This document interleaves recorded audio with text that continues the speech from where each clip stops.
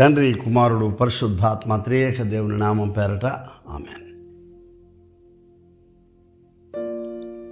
మన తండ్రి అయిన దేవునుడి, ప్రభువైన యేసుక్రీస్తు నుండి కృపా సమాధానములు మీకు కలుగునుగాక.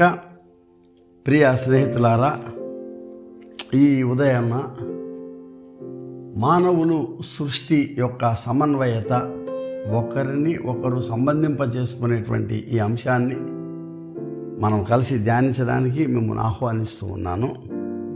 తత్సంబంధంగా యెషయా గ్రంథం 35వ అధ్యాయం కొన్ని వచనాలు మీ కొరకు చదివి వినిపిస్తాను. అరణ్యమును ఎండిన భూమియు సంతోషించును, అడవి ఉల్లసించి కస్తూరి పుష్పం వలె పూయును. అది బహుగా పూయుచు ఉల్లసించును, ఉల్లసించి సంగీతములు పాడును. లెబనోను సౌందర్యము దానికి కలుగును, కరిమెలు షారోనులు కొన్న సొగసు దానికి ఉండును. అది యెహోవా మహిమను, మన దేవుని తేజస్సును చూచును. సడలిన చేతులను బలపరచుడి, తొట్టిళ్ళు మోకాళ్ళను దృఢపరచుడి. తత్తళ్ళు హృదయాలతో ఇట్ల నుండి భయపడక ధైర్యముగా ఉండుడి. ప్రతి దండన చేయుటకే మీ దేవుడు వచ్చుచున్నాడు. ప్రతి దండనను దేవుడు చేయదగిన ప్రతీకారం ఆయన చేయును. ఆయనే వచ్చి తానే మిమ్మును రక్షించును. ప్రార్థన. అతి పరిశుద్ధుడైన తండ్రి, గొప్ప దేవ, నమ్మదగిన దేవ, సర్వ సృష్టికి అధినేతృత్వం వహించే మహాదేవుడవు నీవు. సర్వకాలములలో అన్ని స్థితులలోనూ మాకు దేవుడుగా ఉండినందుకు మీకు స్తుతులు చెల్లిస్తున్నాం. సృష్టి ఆరంభము నుండి ప్రభా నీవే, ఇప్పటిదనుక ప్రభా దీన్ని అధినేతృత్వం వహించేవాడవు నీవు. అందుకు వందనాలు చెల్లిస్తున్నాం. సృష్టికి పూర్వమే నీవు ఉన్నావు తండ్రి. ఆది అంతము అనేటువంటి లేనివాడవు నీవు తండ్రి. ఈ దినము నీ పవిత్ర వాక్య ధ్యానములో మాకు తోడై మా హృదయాలను నీ వాక్యము ద్వారా సంధించుమని యేసునామం పేరట వేడుకొనుచున్నాము తండ్రి. ఆమేన్. ప్రియ స్నేహితులారా,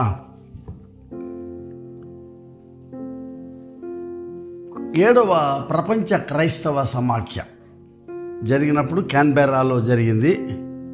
అక్కడ పరిశుద్ధాత్మ రమ్ము, సర్వసృష్టిని వినూత్నపరచుము అనే అంశం మీద వాళ్ళు చాలా గొప్ప డిస్కషన్స్ చేశారు. అందులో ఎన్నో గొప్ప బైబిల్ స్టడీస్ వచ్చాయి. సర్వసృష్టి వినూత్నపరిచేదానికి పరిశుద్ధాత్మ యొక్క ప్రమేయం చాలా అవసరం అనేది ప్రపంచ క్రైస్తవ నేతలు, ప్రపంచ దేశాధిపతులు దాన్ని గుర్తించి, అలాగే బ్రెజిల్లో కూడా జరిగినటువంటి ఈ యొక్క సమ్మిట్లో 1980s అప్పటి ప్రైమ్ మినిస్టర్ మన పివి నరసింహారావు గారు కూడా వెళ్ళారు. అంటే సర్వమానవాళి కూడా ఒక రకమైనటువంటి అలజడితో ఉన్నది ఏంటంటే, ఈ సృష్టి ఎటువైపు వెళ్తా ఉంది, ఇది బలపడతా ఉందా, సన్నగిల్లిపోతుందా, దీని యొక్క పొటెన్సీ అంటే సృష్టి ఇయ్యదగినటువంటి ఆ యొక్క జీవమును, జీవవాయువును ఇస్తూ ఉన్నదా, లేకపోతే ఏదన్నా ఒకవేళ దాని నుంచి మనకు ప్రమాదం ఉన్నదా అని ఓజోన్ లేయర్ గురించినటువంటి ఆ విషయాన్ని ప్రస్తావన చేశారు. అంటే అడవులు కొట్టేయటం వల్ల, నీరు ఇంకింప చేయటం వలన మానవాళికి కావాల్సినటువంటి తేమ దొరకనంత కాలంలోనూ చివరికి సృష్టి మెల్లమెల్లిగా అది తగ్గిపోవటం, అందులో ఉన్న పశువులు ఇన్స్టింక్ట్ అంటే తరిగిపోవటం, ఆ జాతులు తరిగిపోవటం జరుగుతూ ఉన్నదని గమనించారు వాళ్ళు. మన చర్చిలో విస్తృతపరమైనటువంటి క్రైస్తవ సంఘంలో ఈ సందేశం మానవులు సృష్టి యొక్క సమన్వయత గురించి ఈ దినం మనం కలిసి ధ్యానం చేయడానికి ఈ సందర్భంలో మిమ్మల్ని ఆహ్వానిస్తున్నాను. పరిసరాల పరిరక్షణ అనేది ఒక కొత్త సబ్జెక్టు. ఒక గత 30 లేక 40 ఇయర్స్ నుంచి ఇంట్రడ్యూస్ చేశారు మన ఆధునిక సిలబస్లో. జనరల్ సైన్స్ అని ఉండేది చిన్నప్పుడు మాకు, కానీ ఇప్పుడు చిన్నపిల్లలందరూ కూడాను ఎన్విరాన్మెంటల్ స్టడీస్ అనేటువంటి కొత్త సబ్జెక్ట్ మీద వాళ్ళు, అంటే బాల్యం నుంచి కూడాను మన చుట్టూ ఉన్న పరిసరాలు, మనకు తెలిసినటువంటి జంతుజాలము, జలచరాలు, వాటి యొక్క ఇంట్రడక్షన్ చిన్నపిల్లలకి తెలియాలనే దృష్టిలోనే ఇప్పటికీ టీవీల్లో వచ్చేటువంటి కొన్ని ప్రోగ్రామ్స్ మనకి పెద్దవాళ్ళకి నచ్చకపోవచ్చు, కానీ వాళ్ళకి చాలా ఆసక్తిదాయకం ఉంది. ఎందుకంటే ఎన్ని జలచరాల, ఎన్ని ఆకాశ పక్షుల అనేది వాళ్ళు అర్థం చేసుకుంటున్నారు.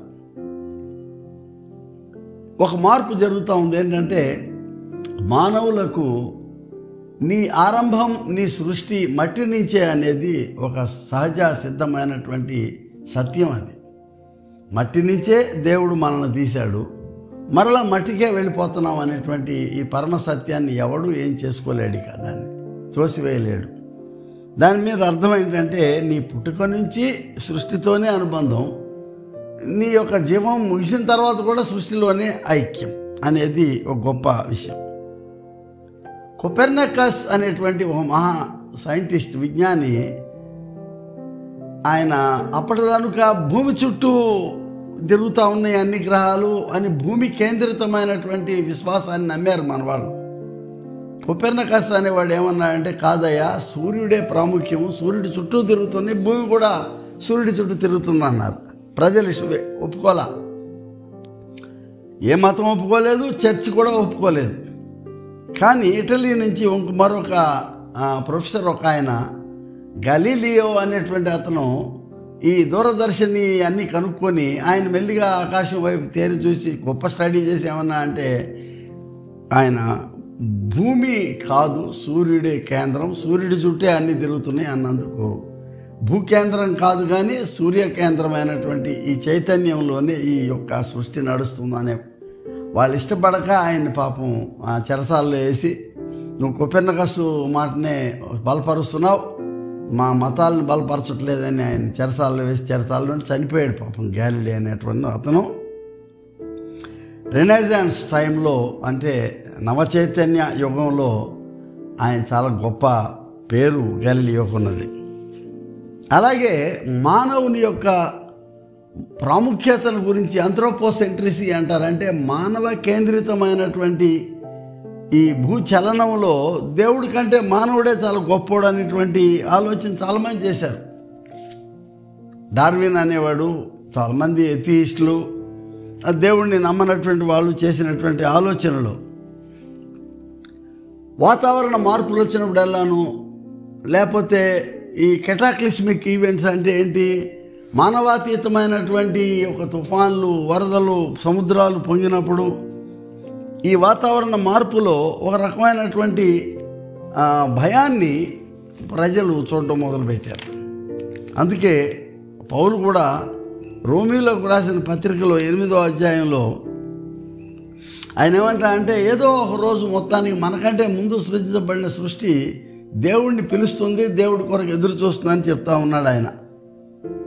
దేవుని కుమారుల ప్రత్యక్షత కొరకు సృష్టి మిగుల ఆశతో తేరి చూచుచు కనిపెట్టుచున్నది. ఎలయనగా సృష్టి నాశనమునకు లోనైన దాస్యములో నుండి విడిపింపబడి దేవుని పిల్లలు పొందబో మహిమగల స్వాతంత్ర్యం పొందునను నిరీక్షణ కలదై, స్వేచ్ఛగా కాక దాన్ని లోపరుచిన వాని మూలముగా వ్యర్థపరచబడెను.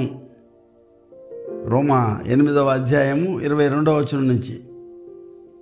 సృష్టి యావత్తు ఇదివరకు ఏకగ్రీవముగా మూల్గుచు ప్రసవ వేదన పడుచున్నదని ఎరుగుదుము.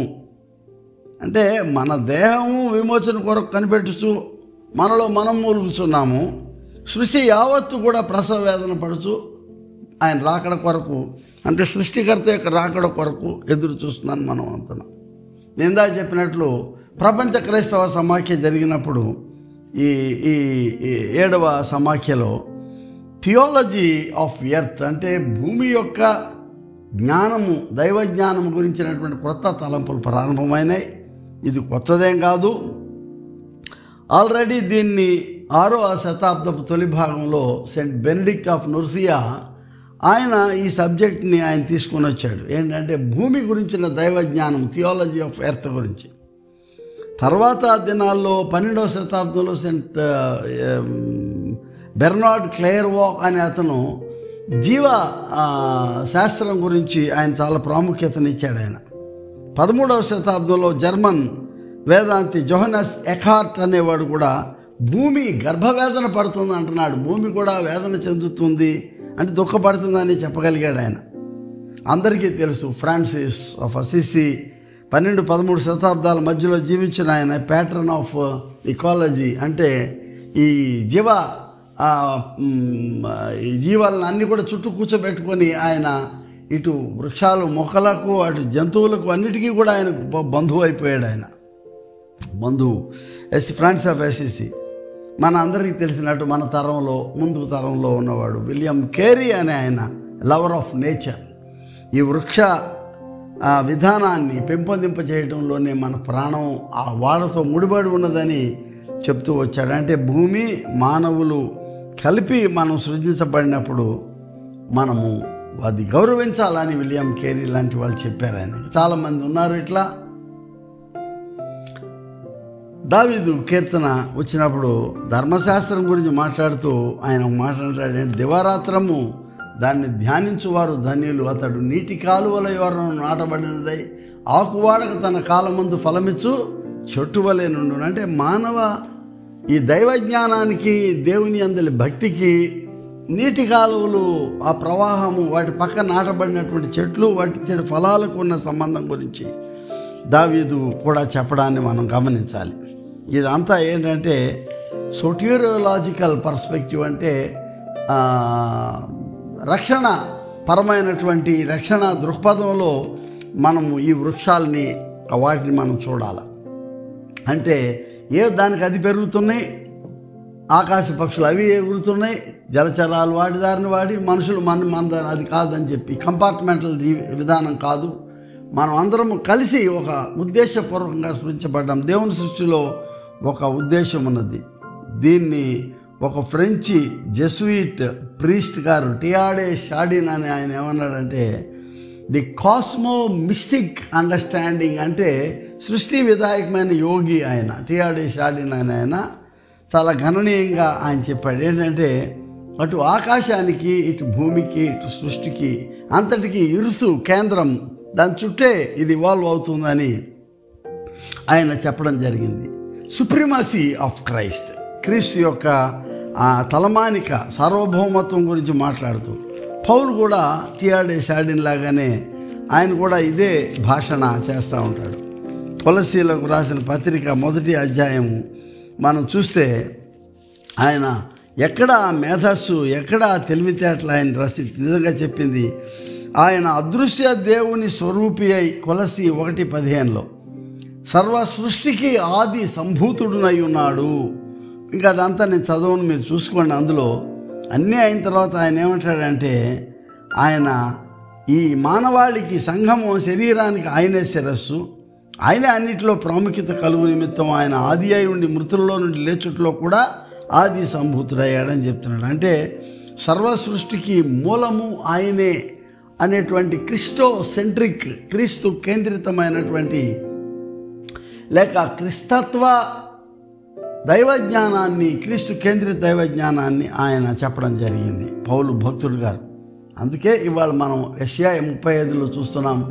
ఏం చూస్తే చదివాము ఇవాళ పాఠంలో అంటే యెషయా 35లో ప్రారంభమేమో ఆయన దేని గురించి చెప్తా ఉన్నాడు, ఎండిన భూమి గురించి వీటన్నిటి గురించి చెప్తూ ఆయన అరణ్యం ఎలా సంతోషిస్తుంది, అడవి ఎలా ఉల్లసించి పోస్తుంది, ఇవన్నీ చెప్తూ సడన్గా ఆయన తడలిన చేతులను బలపరచండి, తొట్టిలు మోకాళ్ళు దృఢపరచుడి, ఇవన్నీ చెప్తా ఉన్నాడు. ఎందుకంటే అడవి అయినా ఎండిపోతే దేవుని స్తుతించలేదు అంటున్నాడు. మానవులైన ఈ తత్తరిల్లు మోకాళ్ళతోనూ వీటితో అతను ఎండిపోయి అతను దేవుని గుర్తించలేడు. ఈ రెండు ఒకరిని ఒకరు గౌరవించుకున్నప్పుడు నీ చెట్లను కాపాడు, నీ నీటిని నువ్వు ప్రవహింపజేయని, నీ జీవితాన్ని నువ్వు కంటిన్యూ చేయి. అప్పుడు ఏం జరుగుతుందంటే అప్పుడు విమోచించబడిన వారే అక్కడ నడుచుదురు, ఏవో విమోచించిన వారు పాటలు పాడుచూ తిరిగి సియోనుకు వచ్చేదారు. అంటే దేవుని యొక్క సంతోషం ఎక్కడుంటుందంటే ఆయన సృజించిన సృష్టి మానవులు చట్టపాఠాలు వేసుకొని కలిసి ఉన్నప్పుడే దేవుడికి సంతోషం కలుగుతుందని. క్రీస్తుని ఒమేగా అనేది అంటే ఏంటంటే ఎక్కడైతే ఈ వృత్తంలో ముగింపు అక్షరం అనుకుంటామో అక్కడి నుంచి మరలా ప్రారంభం అవుతుందని చెప్పడం అనమాట. యూనిఫైయింగ్, ఐక్యపరిచేటటువంటిది, సృష్టిని మానవులను ఐక్యపరిచేటటువంటి పాయింట్ ఎక్కడుందంటే క్రీస్తు ఆయన సిలువలో అనేది. ఇది దీన్ని ఏమన్నారంటే సాక్రమెంటల్ పర్స్పెక్టివ్, అంటే సంస్కారయుతమైనటువంటి దృక్పథాన్ని ఇక్కడ తెలియజెప్తున్నారు. రిచర్డ్ జోన్స్ అని ఒక బాప్టిస్టు, అమెరికన్ బాప్టిస్ట్ పాస్టర్ గారు, ఆయన ఒక పదం వాడాడు అమెరికాలో, ఈకో జస్టిస్ అన్నాడు. అంటే ఏంటి? ఈ సృష్టికి న్యాయం చేయమని అడుగుతున్నాడు ఆయన. జగదీష్ చంద్రబోస్ అని మన దేశంలో కూడా సైంటిస్ట్ గారు అదే అన్నాడు, ప్రతి మొక్కలో ప్రాణం ఉన్నదయ్యా అని చెప్తున్నాడు. మనం ఏంటంటే చెట్లు ఏదో నీళ్లు పోస్తే అవి మురుస్తున్నాయి అనుకుంటున్నాం, కాదు. వాటికి రెస్పాండ్ చేసే శక్తి ఉందంట, వినికిడి ఉందంట, దుఃఖపడతాయంట. ఇది జీవావరణ న్యాయం అన్నారు దీన్ని. ఇది గమనించాలి మనం. అంటే అది వేరు, ఇది మతం అండి. అయ్యే చెట్లు అనుకోకాకండి, చెట్లు కూడా మతంలో, చెట్లు కూడా విశ్వాసంలో, చెట్లు కూడా దేవుని యొక్క సృష్టిలో ఒక భాగంగా మనం గమనించాలని మనం చేస్తున్నాం. యెషయా 55:12లోను, అలాగే మనం దావీదు కీర్తన 19వ దావీదు కీర్తన చూడండి, ఎలా అవి రెస్పాండ్ చేస్తాయి అనేది మనకు చెప్పేదానికి. ఆకాశములు దేవుని మహిమను వివరించుచున్నవి, అంతరిక్షం ఆయన చేతి పనిని ప్రచురపరచుచున్నవి అని చెప్తూ, వాటికి నోరు లేదు, వాటికి భాష లేదు, కానీ అవి దేవుని సృష్టిలో ఒక భాగం అని William temple, arch bishop of Canterbury గారు మన ముందు తరంలో ఆయన అన్నాడు, ఈకో స్పిరిచువాలిటీ అన్నాడు. అంటే సృష్టి విధాయకమైన ఆధ్యాత్మికత అన్నాడు. దాన్ని ఇవాళ యూరప్ కంట్రీస్లో మీరు ఆశ్చర్యపోతారు చెప్తే.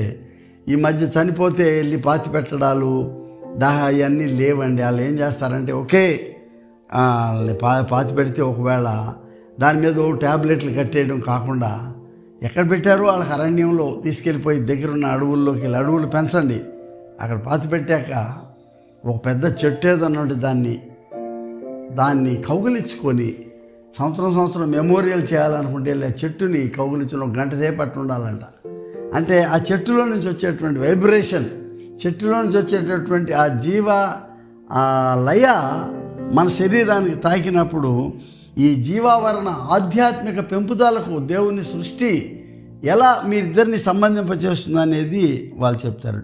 అదే రియో డి జనీరోలో ఇందా చెప్పాను, పివి నరసింహరావు గారు ప్రైమ్ మినిస్టర్ ఉన్నప్పుడు వెళ్ళారని. అది వాళ్ళు డిస్కస్ చేసింది ఈ వైలెట్ రేస్ అనేది సూర్యుడి నుంచి ఆకాశంలో ఉన్నటువంటి ఆ పచ్చని పొర పగిలినప్పుడు మనుషులందరూ కూడా మాడిపోతారనే భయాన్ని కలుగు చేశారు వాళ్ళు. స్నేహితులారా, ఈ నూతన జీవరాశి కలుగు చేసేది కొత్త రకమైన చరిత్ర. ఇది క్లోనింగ్ అంటారంటే ఏంటంటే జీవ పునర్ప్రతిష్ఠ చేయాలనేటువంటిది. అది మనకు తప్పని అనిపిస్తుంది, ఎందుకంటే దేవుడు సృష్టి చేస్తే వీడేంది కొత్త రకం సృష్టి చేయటం అనేది తప్పేది. కానీ దాన్ని పరిరక్షించడం మాత్రం అది మన చేతుల్లో పని అనేది మనం గమనించండి. ప్రియ స్నేహితులారా, ఈ గ్రీక్ భాషలో వైకోస్ అంటారు దాన్ని, హౌస్, గృహము. అందులోంచి 3 ప్రాముఖ్యమైన పదాలు వచ్చినాయి. ఏంటంటే వైకోనోమిక్స్ అన్నారు, అంటే ఎకనామిక్స్ అంటున్నారు మనోళ్ళు. ఆర్థిక మానవ యొక్క జీవన విధానానికి వాణిజ్యమే ముఖ్యం కాకుండా నీవు నడపడానికి, నీ యొక్క లోకాన్ని నడపడానికి కావాల్సినటువంటి ఆ విధి విధానాలని నిర్దేశించేటటువంటిది అది ఎకనామిక్స్ అనేటువంటిది. రెండోది ఏంటంటే అందులో నుంచి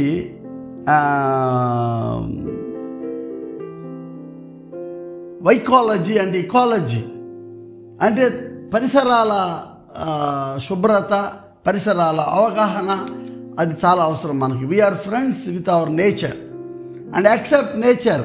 నిజానికి నువ్వే యాక్సెప్ట్ చేయడం కాదు, మనం సృష్టిలో కలిసిపోతున్నాం. తర్వాత మరలా మనం ఉన్నంతకాలమే డాబ్సెడతాం, తర్వాత సృష్టి గర్భంలోకి వెళ్ళిపోతున్నప్పుడు అక్కడ ఏం జరుగుతుందంటే సృష్టితో మనకి అవినాభావ సంబంధం ఉండాలనేది. మూడోది ఐక్యోమెనిక్స్, అంటే క్యూమెనిక్స్ అనేటువంటి మాట, అంటే నీ చుట్టూ వాళ్ళతో స్నేహంగా ఉండాలి, నీ పొరుగువాని నీ వల్లే నీవు ప్రేమించమన్నాడు ప్రభువారు. ఆయనే చెప్పాడు ఎక్యుమెనిజం గురించి. ఎక్యుమెనిక్స్ అని కూడా అంటారు దాన్ని. ఇకాలజీ, ఎకనామిక్స్ అండ్ ఎక్యుమెనిజం అనే 3. ఎక్లీసియా అనేది కూడా దాదాపు కొద్ది గొప్ప రిలేషన్ అయి ఉంటుంది, ఎందుకంటే పిలువబడినటువంటి వాళ్ళు చేయాల్సినటువంటి పనులు ఈ సంబంధింప చేసేటటువంటిది. అందుకని మన చర్చెస్లో ఈకో క్లబ్స్ పెట్టండి. మన గృహంలో ఈ ఈకో కాన్షియస్నెస్ని డెవలప్ చేయాలి. మొదట ఈకో కాన్షియస్నెస్ అంటే మన చుట్టూ ఉన్నటువంటి సృష్టి, దేవుడు ముందు సృష్టిని ఆయన ప్రారంభించాడు, తర్వాత గాడ్ కాన్షియస్నెస్, దైవ కేంద్రితమైనటువంటి ఈ సృష్టి ఇది మనం గమనించాలి, దైవ కేంద్రితమైన ఈ సంబంధాన్ని. మూడవది సెల్ఫ్ కాన్షియస్నెస్, స్వీయ చైతన్యం గురించి మనం మాట్లాడుకోవచ్చు. ప్రియ స్నేహితులారా, ఈ integrity of creation, integrity of humanity, మానవులు మరి ఈ సృష్టి కలిపి ఇదొక నూతనమైనటువంటి మానవ ఆధ్యాత్మిక సరళిని, హ్యూమన్ స్పిరిచువాలిటీని మనం డెవలప్ చేసుకోవాలి. ఈకో హ్యూమన్ స్పిరిచువాలిటీ అనేది బహుశా నేను వాడుతున్నాను. ఇది అంటే దేవుడు సృజించిన సృష్టికి తిరిగి మళ్ళీ వెనక్కి వెళ్ళిపోవాలి మనం. We go back to 0 point. ఎక్కడ ఆదాము అవ్వలను సృజించాడని మనం నమ్ముతున్నామో అక్కడ ఆల్రెడీ చెట్లున్నాయి, జీవవృక్ష ఫలాలను ఇచ్చాడు దేవుడు. జాగ్రత్త, ఇది తినొద్దు, ఇది తినని నిర్దేశించి చెప్పాడు మనకు. We go back to the discipline. అక్కడికి వెళ్ళిపోవాలా మనం, ఆ 0 పాయింట్కి మనం వెనక్కి వెళ్ళిపోయి. అందుకే పౌలు అంటాడు, ఎవడైనా క్రీస్తునందున్న వాడు నూతన సృష్టి అనే పదం ఎందుకు వాడాడంటే, ఇలా అవగాహన లేకుండా ఏమి రాయలేదు బైబిల్లో ఈ మాటలన్నీ. నేను ఒక అనుభవంతో, ఒక మనోజ్ఞమైనటువంటి, ఒక అపూర్వమైనటువంటి జ్ఞానం దేవుడిచ్చిన దాంతో they go back to envision the beauty, the dignity and integrity of the creation. ఈ సృష్టిలో ఉన్నటువంటి ఆ మహత్తరమైనటువంటిది మనం వినకపోతే స్నేహితులారా, ఎకలాజికల్ డిగ్రేడేషన్, సృష్టి వైవిధ్య నాశనం జరుగుతుంది. ఎకనామిక్ డిప్రైవేషన్, ఆర్థిక సంక్షోభం జరుగుతుంది.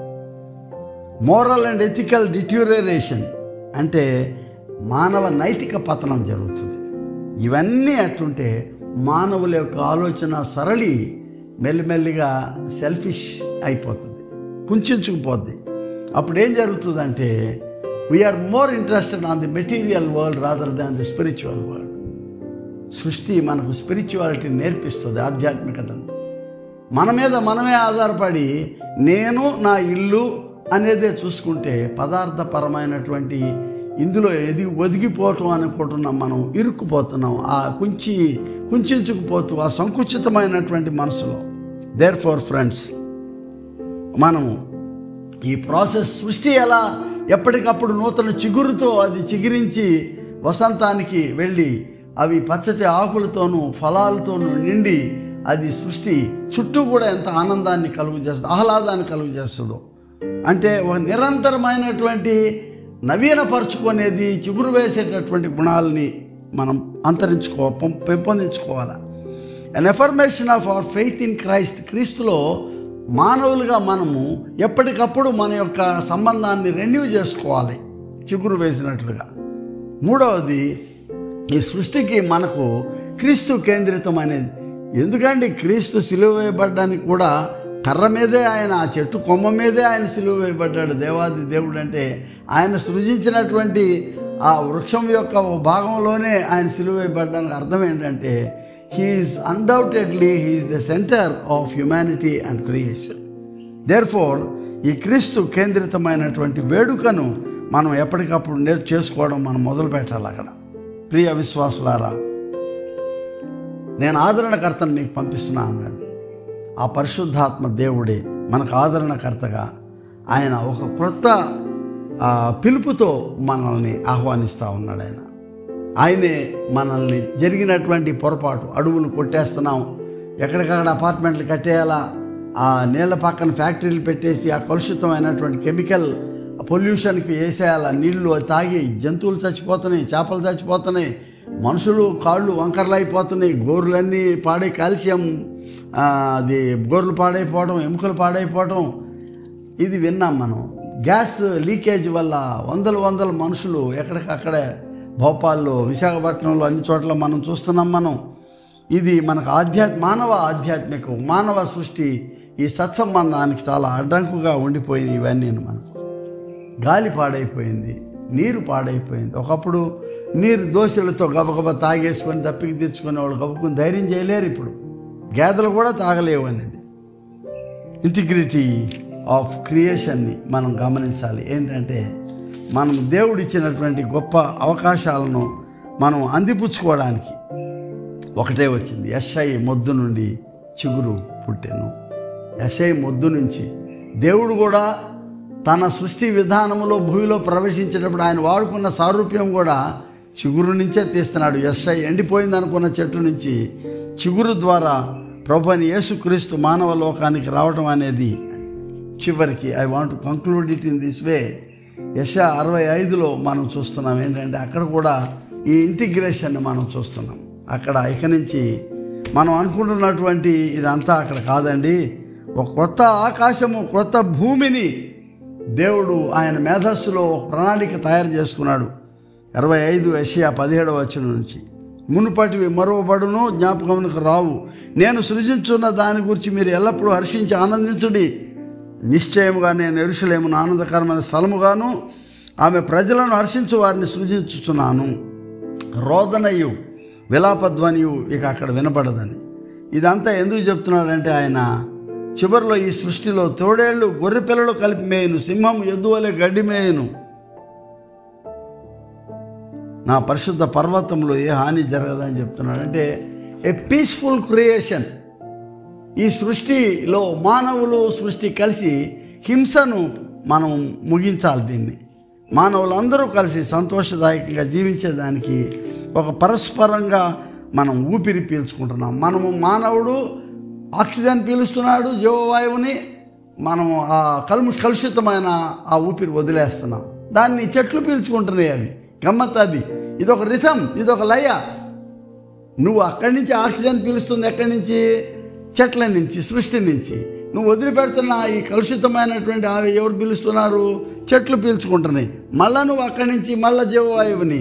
ఇదొక రిథం అన్నమాట, లయ, జీవలయ. దేవుడు కలుగు చేసినటువంటి ఈ జీవలయలో వీఆర్ కో బ్రీదర్స్. అంటే మనం దేవుడిచ్చినటువంటి ఈ ఊపిరిని సహా ఈ ఊపిరి పీల్చే వాళ్ళంగా దేవుడు మనల్ని సృజించాడనేది మనం మర్చిపోకుండా, ప్రియ స్నేహితులారా, లెట్ us డూ జస్టిస్. మనకు దేవుడిచ్చినటువంటి ఈ గొప్ప అవకాశం సృష్టి మధ్యన, సృష్టితో కలిసి సృష్టిలో మిళితమయ్యేదానికి మనం క్రీస్తు కేంద్రితమైనటువంటి ఈ అవగాహనతో ఆయన ఇచ్చేటటువంటి నిష్కల్మషమైనటువంటి ఊపిరితో చక్కటి జీవితం జీవించాలి. ఈ సృష్టిని కూడా జీవింపనివ్వాలి. అది జరిగినప్పుడే మనం అందరము కూడా సంతోషంగా శాంతియుతంగా మనం ఉండగలమైనటువంటి అది మనకు జ్ఞాపకం వస్తుంది. ఫ్లోరా, ఫౌనా అంటే ఈ వృక్షజాలము, జంతుజాలము, ఇదంతా కూడా అంటే జీవ వైవిధ్యము, ఇదంతా కూడా అభివృద్ధి చెందడానికి వీలు. There is variety of life. మనకు తెలిసింది ఊరికే కొన్ని చెట్లు, కొన్ని పక్షులు, కొన్ని మేబీ వి లెర్న్. ఎన్నో ఉన్నాయో తెలుసుకోవడానికి ప్రయత్నం చేయండి. ఎందుకంటే that you will know the beauty and diversity, if not the divinity of the creation.